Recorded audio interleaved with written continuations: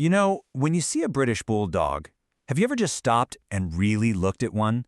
I mean, this delightfully ugly dog with that classic sourpuss expression and that powerful, low-slung body. It's not just a dog, it's a living, breathing piece of history. Every single wrinkle, every feature tells a fascinating story of human design. So let's dive right into this incredible, man-made marvel. Okay, so take a look at this classic picture. You can just feel the power, right? The low center of gravity, that look of sheer determination. This was not some random act of nature, no way. This dog was sculpted, literally engineered by human hands over generations, all to do one very specific and pretty brutal job. So what was that job? I mean, why on earth would you intentionally breed a dog with such a short face, a jaw that massive, and such a unique body? Well, that's the key to understanding this entire breed. All right, so let's get into it. This is where we see how the Bulldog is a true man-made marvel, a living testament to selective breeding, where its form followed a very specific and, frankly, very violent function. And that function, that purpose, was a blood sport that was popular in England for centuries. You see, to really understand the Bulldog, first, you gotta understand the bull.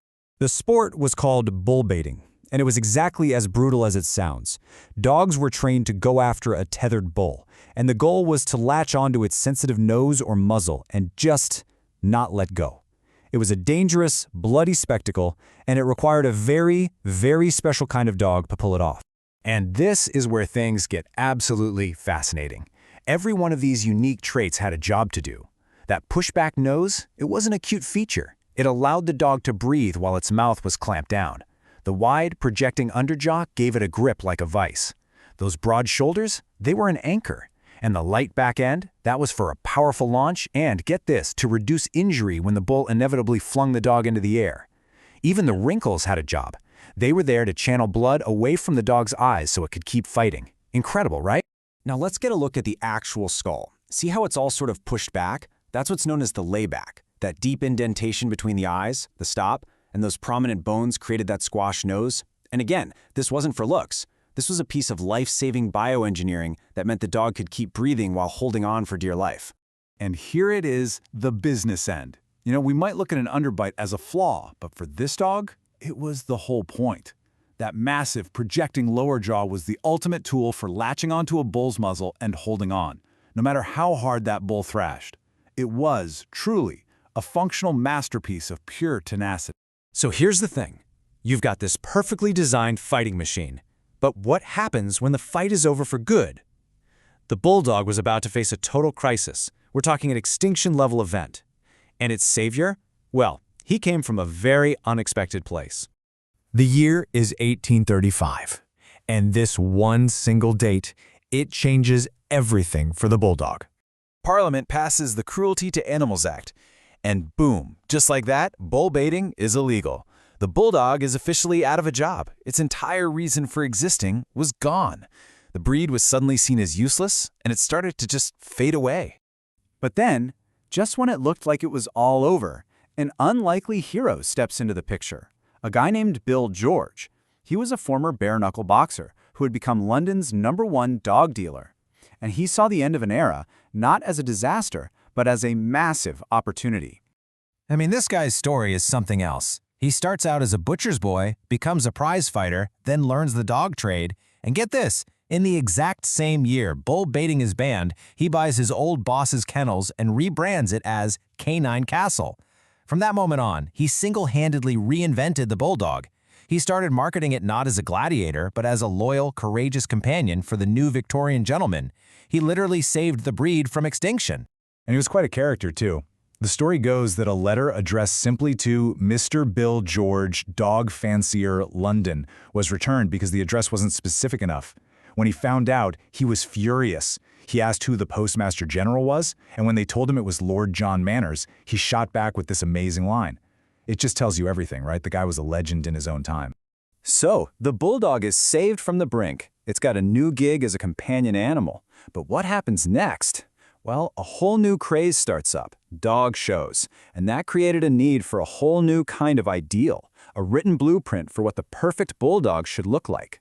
See, back in the fighting days, the standard for a good bulldog was simple: Did it win?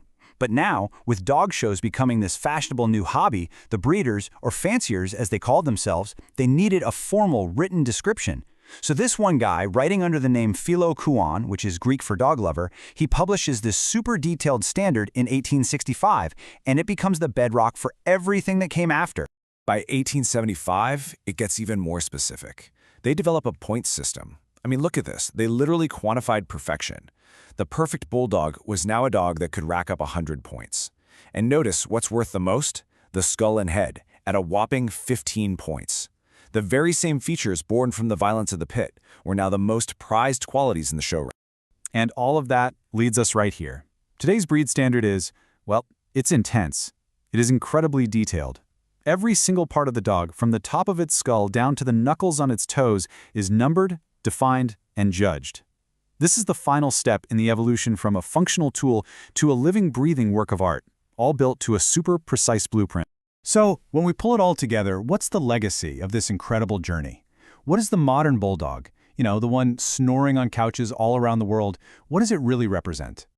It's really as simple and as powerful as this transformation. A creature that was bred for the most brutal kind of combat has become one of the most gentle and beloved family pets you can find. So let's just recap that journey one more time. It starts with ancient ancestors like the Alent, then it's forged into a specialized bull baiting dog. When that job disappears, it's totally reinvented as a companion, and finally, it's perfected into the show dog we know today, all based on that written blueprint. And that right there is the big takeaway. The next time you see a bulldog, remember, you're looking at a walking history book. That pushback nose, that underbite, that powerful stance, it's all still there. It's a gentle, loving soul living in the body of a gladiator, a walking, wheezing testament to its own brutal past. And all of this leaves us with one last big question to chew on. This dog has been shaped and completely reshaped to fit our changing ideals, from brutal entertainment to aesthetic perfection. So what does the dog we choose to create and celebrate ultimately say about us?